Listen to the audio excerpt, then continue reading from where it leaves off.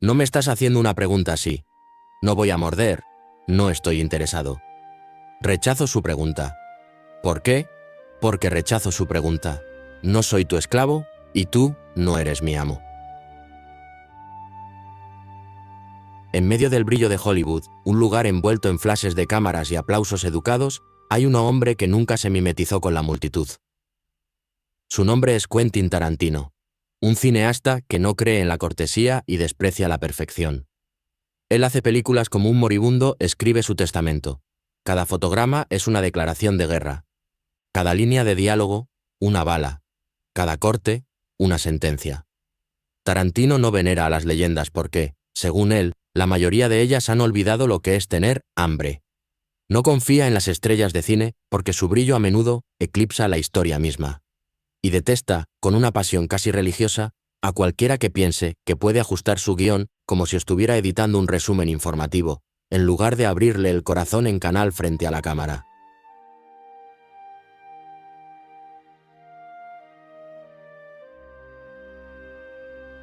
En el mundo de Tarantino, la traición no necesita ni de una seductora ni de un cuchillo.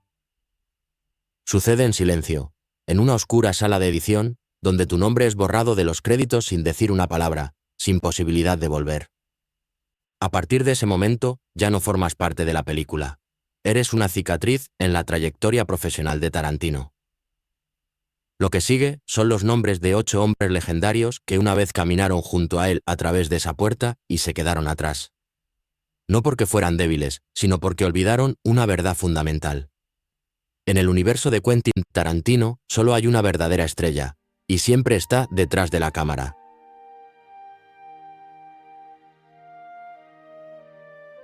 1. Al Pacino. El orgullo que Tarantino no soportaba.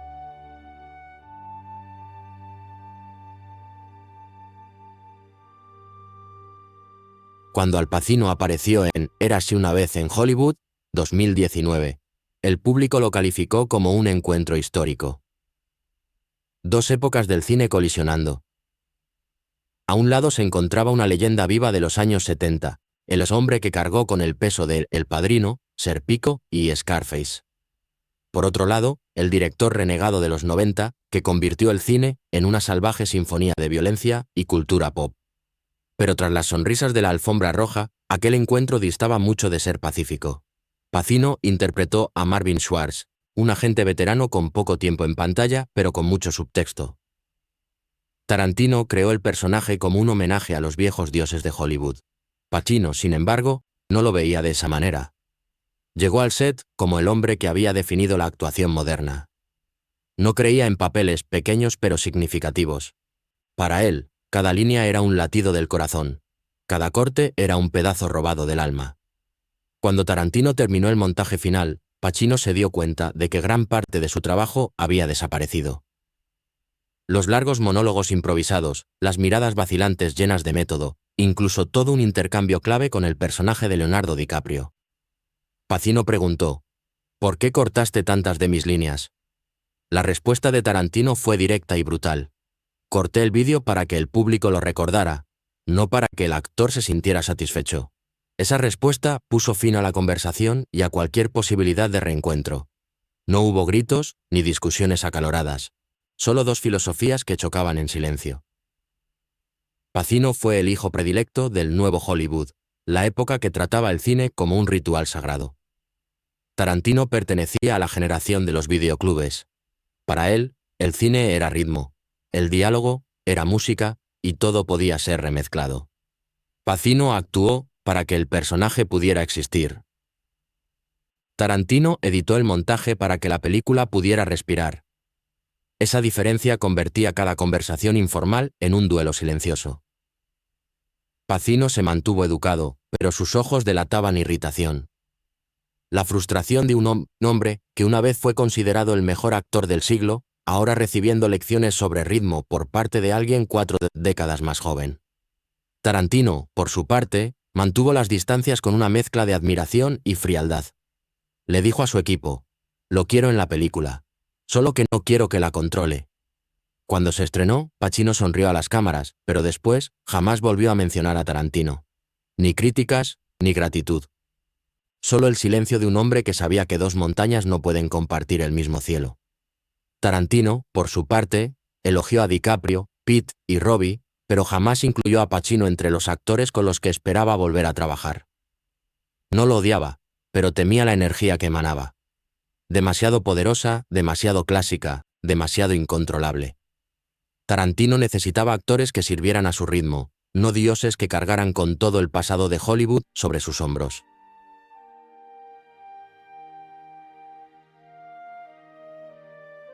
II. Robert De Niro. La llama moribunda.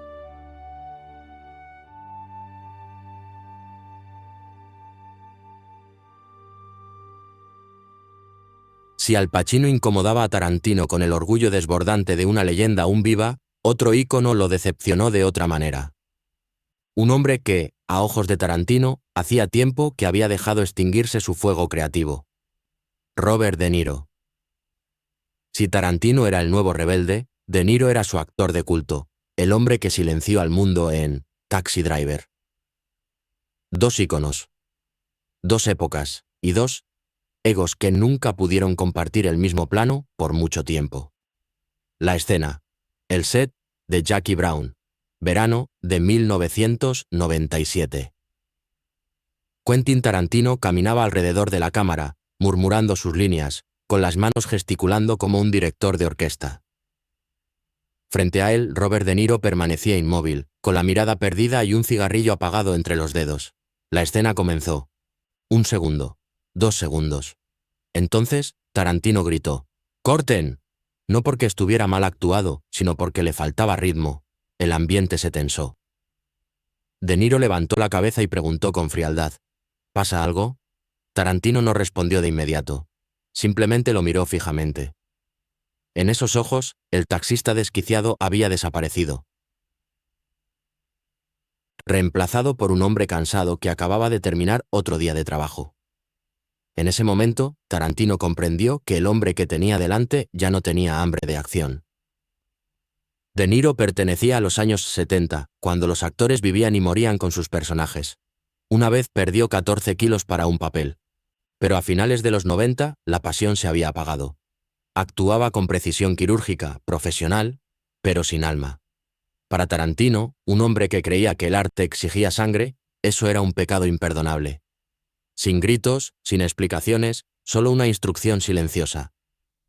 Intentémoslo de nuevo, pero esta vez que sea más crudo.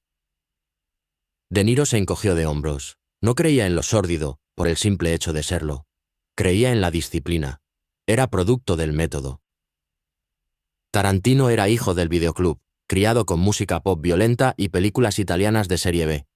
Entre ellos había un abismo tan grande como dos religiones. Días después, Tarantino empezó a evitar la mirada de De Niro. Filmó las escenas de Samuel L. Jackson con visible entusiasmo. Pero cada vez que De Niro se ponía delante de la cámara, su tono se volvía frío, mecánico, ansioso por terminar. Las últimas escenas de De Niro se acortaron. Muchas tomas desaparecieron del montaje final. Cuando se estrenó la película, Tarantino elogió al reparto, a todos menos a uno. Todos en la industria sabían por qué. Tarantino no soportaba la actitud de Niro en el plató. Silencioso, regio, impecable, pero distante. Despreciaba a las estrellas, que eran completamente tranquilas, seguras de que la fama podía reemplazar la pasión. Tarantino no quería reyes, quería mercenarios. Después de Jackie Brown, nunca volvieron a trabajar juntos. De Niro siguió actuando, ganando premios. Tarantino seguía buscando a los ambiciosos, a aquellos dispuestos a sudar sangre. Nunca volvió a mencionar a De Niro, pero sus amigos contaban que, al preguntarle por Jackie Brown, Tarantino se encogía de hombros. Es una buena película, pero no es impactante. Quizás para él Robert De Niro ya no era el fuego abrasador de Taxi Driver, sino la brasa agonizante de una era pasada, algo que a la vez veneraba y resentía. En el mundo de Tarantino, todo lo frío debe ser eliminado. No odiaba a De Niro por ser malo. Lo odiaba por encarnar lo que Tarantino más temía: la comodidad, el orgullo y ese momento de silencio en el que un artista deja de arriesgarlo todo y se convierte en un monumento. En el mundo de Tarantino, eso no es gloria. es una muerte lenta.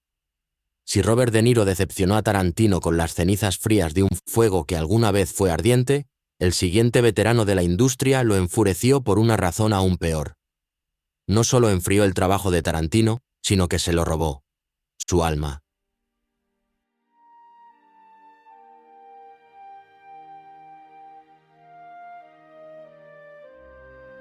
Tercero, Oliver Stone, el hombre que mató el guión de Asesinos por Naturaleza.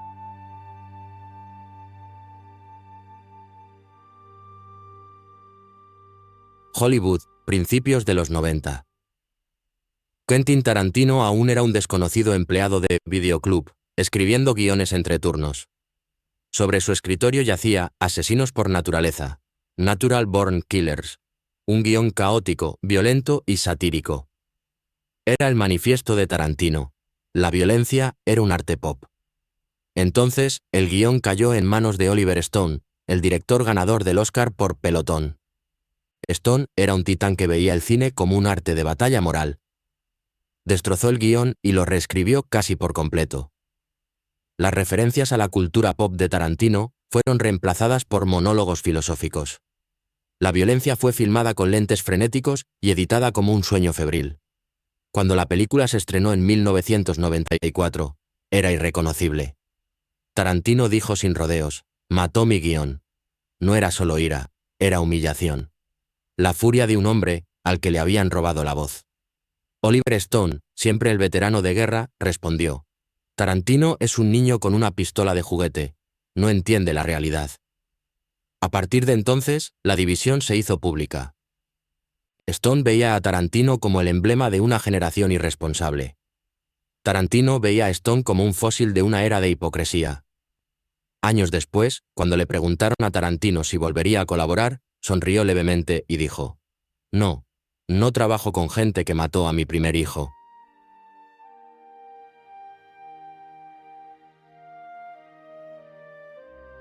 ¡4! Lawrence Tierney. Cuando el héroe se convirtió en una pesadilla real.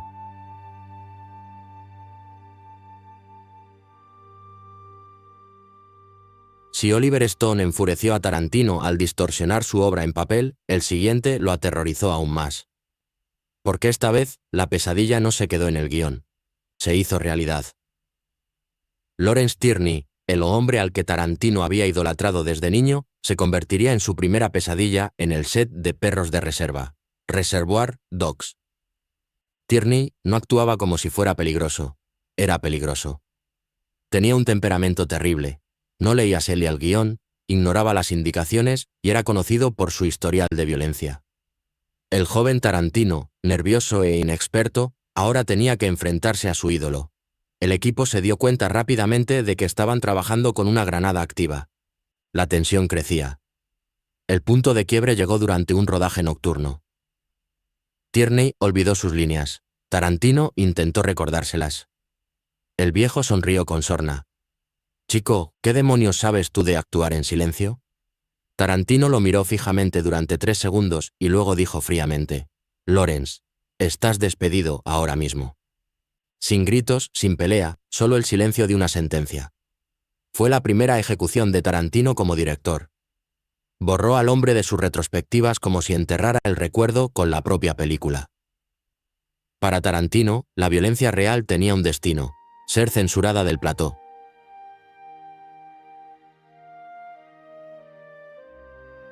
5. Harvey Keitel, el padrino olvidado.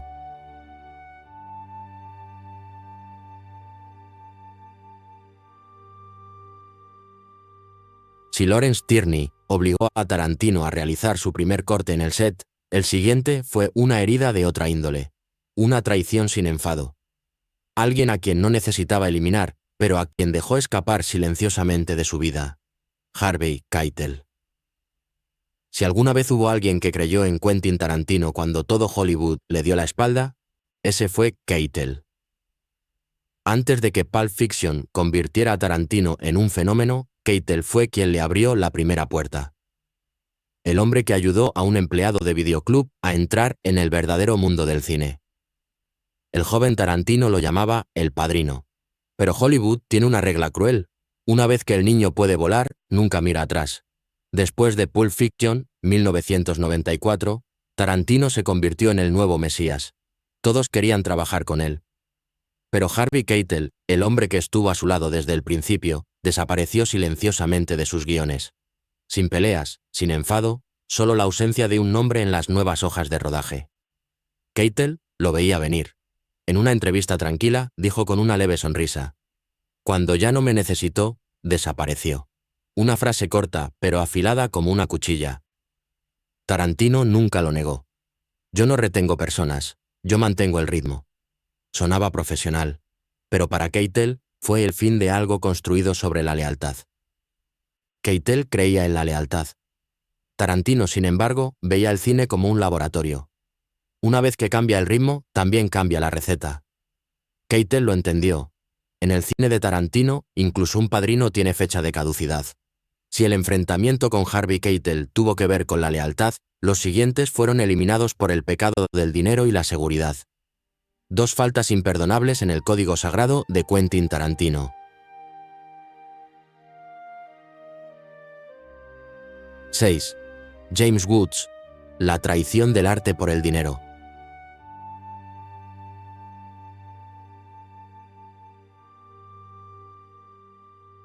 La traición no siempre es ruidosa. A veces es solo una cuestión de mal momento y mala gestión.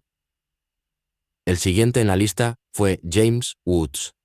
Woods leyó el guión de Perros de Reserva, Reservoir Dogs, y le gustó. Tarantino necesitaba un rostro que diera peso a su cruda historia. El primer nombre en la lista era Woods. Pero todo se vino abajo por un solo número. El agente de Woods llamó a Tarantino y le dijo: "Está interesado, pero la oferta es demasiado baja". Tarantino se quedó paralizado. El presupuesto de Perros de Reserva era ínfimo, una auténtica película independiente. Pero para él, esto no tenía que ver con el dinero. Fue una prueba.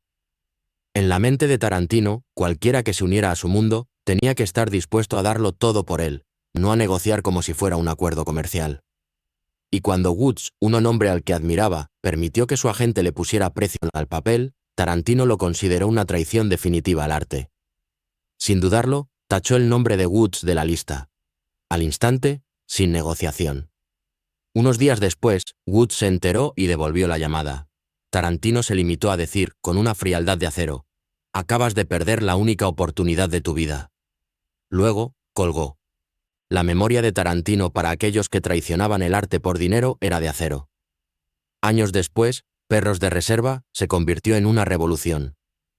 El nombre de James Woods nunca volvió a aparecer en los créditos de Tarantino.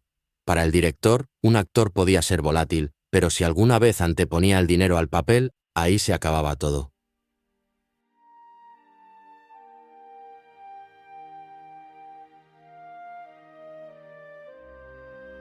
7.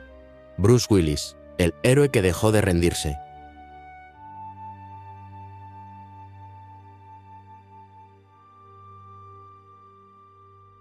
El siguiente es irónico. Bruce Willis. El hombre que Tarantino salvó con Pulp Fiction se convirtió en la leyenda que más tarde borró de su universo. Cuando comenzó el rodaje de Pulp Fiction en 1993, Bruce Willis se encontraba en el punto más bajo de su carrera. Los fracasos de taquilla se acumulaban. Tarantino apostó por él.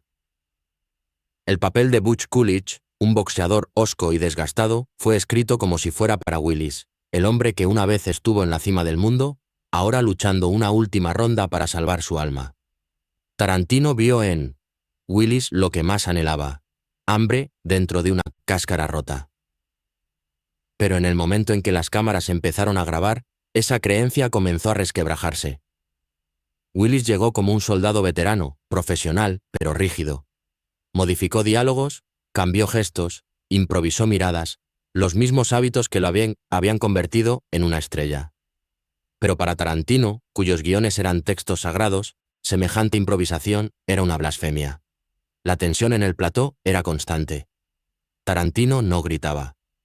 Se limitó a mirar con un silencio más denso que la rabia.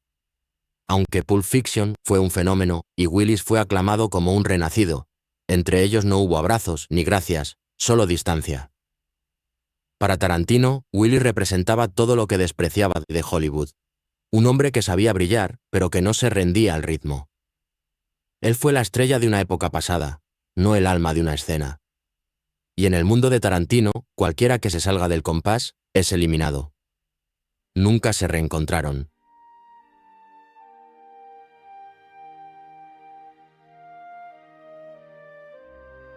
¡8! George Clooney. El pecado de la perfección impecable.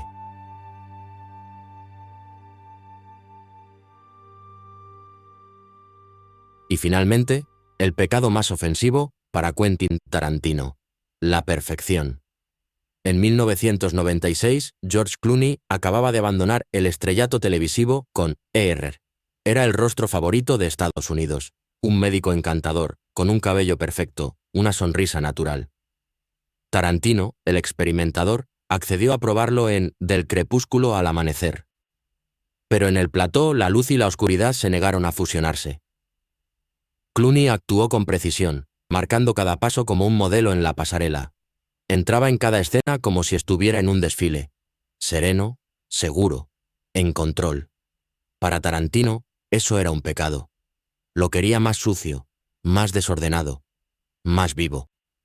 Al cabo de unos días, Tarantino perdió la paciencia.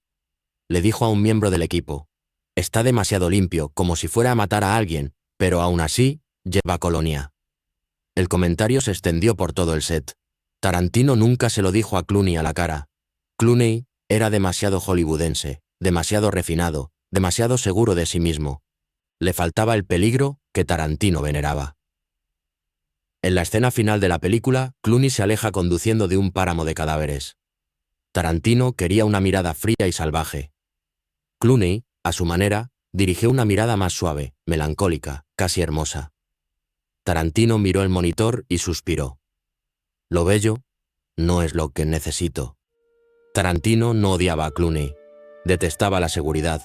Detestaba la sonrisa confiada de aquellos que pensaban que nunca podían equivocarse.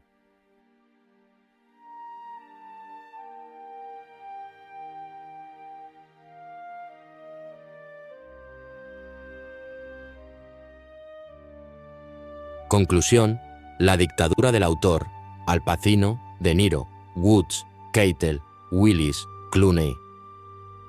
Los iconos que una vez construyeron el propio Hollywood fueron borrados uno a uno, como si fueran fragmentos obsoletos recortados del montaje final. Porque para Tarantino, el cine no es un santuario para leyendas, es un campo de batalla. Y solo puede haber un verdadero autor. Si rechazas tu papel en su historia, la reescribirá y te borrará.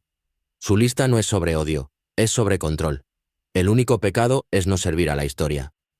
Puede que alguna vez hayas sido la estrella más brillante de tu época, pero en el mundo de Tarantino, todas las estrellas acaban apagándose porque la única luz que puede brillar es la suya. ¿Qué opinas del mundo de Quentin Tarantino, donde la lealtad tiene fecha de caducidad y un pequeño error puede eliminarte de la pantalla para siempre? Comparte tu opinión a continuación. Y no olvides darle a me gusta, suscribirte y activar las notificaciones para descubrir más historias ocultas tras las estrellas más brillantes de Hollywood.